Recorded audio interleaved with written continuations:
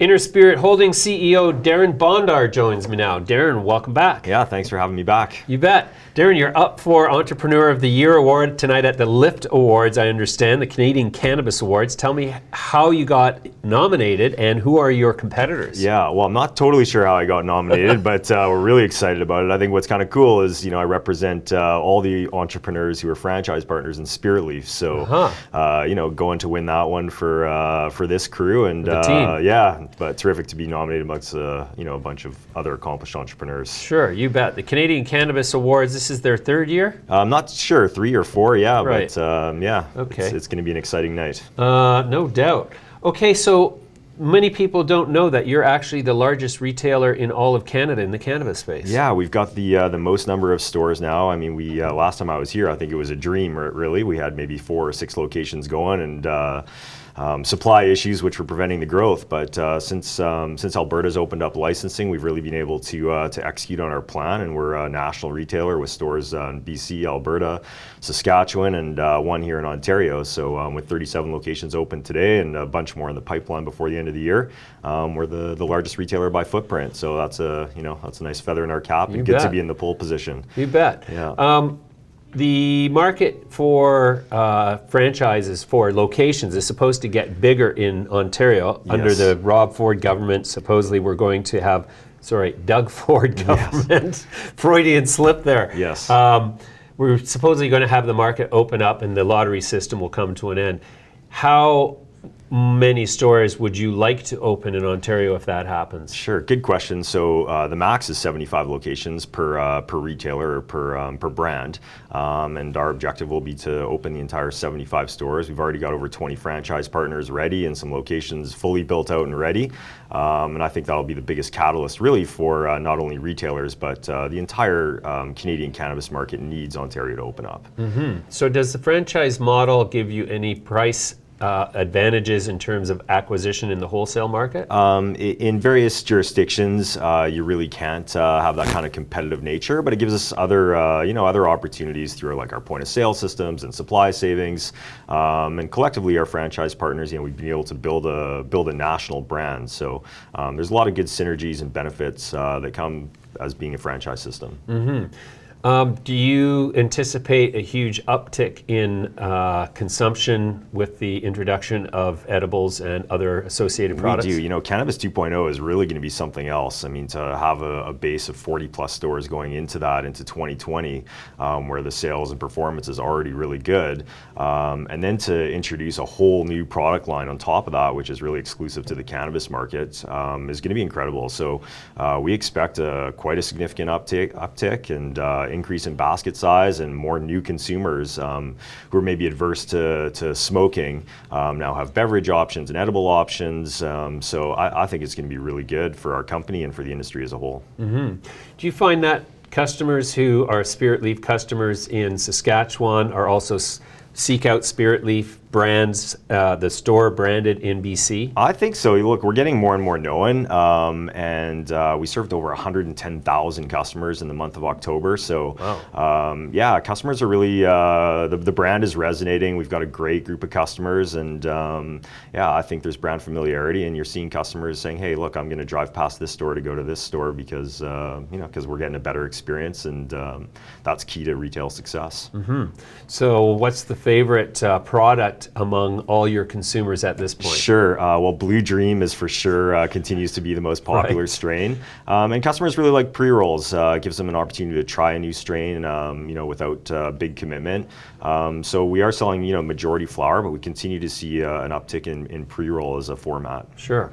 What is it about Blue Dream that everybody loves so much? It makes you feel good and creative, and there's something about the strain that really resonates across the country. I'm going to have to grow that in my home garden next. Yes, highly recommended. Do you see the future of cannabis in Canada?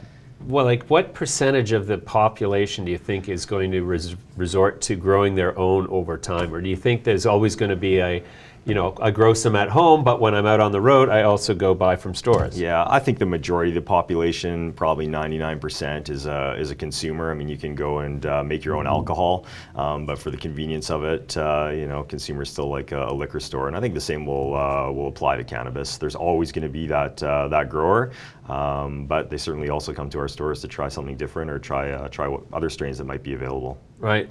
What province do you find the most challenging in Canada to do business in? Well, obviously Ontario, right? Nobody can build a business plan around a lottery system. So once Ontario opens up, I think it'll be a whole new ball game. Big props to Alberta and Saskatchewan for really implementing business-friendly models that have allowed us to create a beautiful base. Saskatchewan just opened up their market for 2020, so it'll no longer be a lottery. So we see a lot of opportunity there as well, and we hope Ontario follows suit. Mm-hmm. Does Quebec raising its consumer minimum age to 21 pose a threat to your ability to do business in Quebec? Well, we can't do business in Quebec anyway because it's all government-owned stores. Oh, okay. So actually, it just fuels more people coming across to Ontario, right? So, I mean, Quebec's got their own thing going. So in which provinces have right now are government stores only? I think primarily Quebec and some of the eastern provinces. Oh, okay. Yeah. Huh. That's odd. I know that Newfoundland was allowing people to open up like a edible or a cannabis store next to a liquor store, which I thought was, well, there's the Wild East now. Yeah. Okay, so where do you see the most growth happening across Canada for retailers of cannabis? Well, we still have some opportunity in Alberta. There's currently a license cap of 42, and we're a handful of stores away from achieving that. So through Q1 of 2020, Spiritleaf will reach the maximum in Alberta. Then we've got Saskatchewan to focus on, and once Ontario opens up the system, that's obviously where the hotbed of activity is going to be. We've got our offices here, locations ready to go, and a good franchise network. So everybody's holding their breath for that important announcement for the industry. Sure. Do you see at any point expanding your business model to X of Canada, United States, Europe? Yeah, currently we're focused on the Canadian market. It's difficult with all the federal legislation in the U.S. to expand retail there. Yeah. But for sure, we have our eye on it. Our licensing model is definitely appealing to be able to do it through the U.S. market. But for now, we have lots to do in Canada and a lot of growth to focus on. Sure. How does your franchising model work exactly? Yeah, it's actually a typical franchise system. So you've seen great success in chocolate and coffee and fast food. So a franchise partner pays us a franchise fee of $25,000 up front, and then there's an ongoing royalty of 5% plus 1% that gets contributed to the fund on gross sales. I see. Yeah. And so then do you provide guidance on like store decorations and everything? Yeah, everything from marketing to best practices to point of sale to consumer engagement training. We really provide the full service to help ensure our franchise partners are successful. I see. Yeah. And in terms of sourcing what goes on your shelves, do you have preferred partners that you work with? Well, so we've got some great investors with Auxly and Tilray and Hexo, who are also strategic partners. But our franchise partners really, I think the beauty of the model is they know their local customer. They know what that customer wants better than a computer screen or data can tell you. So they really have the ability to purchase cannabis that works best for their local customer.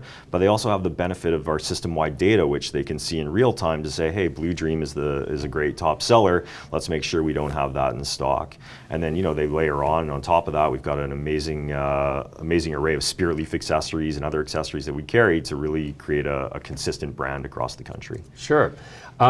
Hexo came out with their original stash brand that is $4.49 a gram, or as cheap as $4.49 a gram. Yeah. Do you sell that in your stores? So they just launched it in Quebec to start, but $125 an ounce is what we're going to be selling it for. We're anxious to get it on the market. I think it's going to be really great to help stamp out the illicit market, and $125 an ounce is a terrific price. Sure. Yeah. Have you got customers asking for it at this point? We haven't quite heard customers. It's really new, so I think this will probably be part of that. I think this will create some buzz. Yeah. I think it's going to be a strong seller. Do you think that this is going to force all of the other LPs to have a low price product as well? I don't necessarily think so. I mean, everybody's got their own strategy for launching products. There's already some other good value options out on the market with Canica, and they've got the batch, so you're sub $5 a gram. But I think batch? Yeah, it's called the batch. Yeah, Okay. so it's a really cool kind of entry level product. Who makes that? Canica and Tilray. Oh, okay. Yeah, it's part of the High Park family. Oh, interesting. So yeah, we've got everything for something for everybody. Somebody who wants that kind of $5 gram, but also somebody who wants the $10 to $15 kind of specialty gram and try something new. The champagne Yeah, instead the champagne, of the exactly. $2 chuck. Exactly. All right, Darren, that's an awesome update. We'll leave it there for now. We'll come back to you soon. Thanks very much Sure. for joining us again. Yeah, appreciate it. Thanks a lot for having me.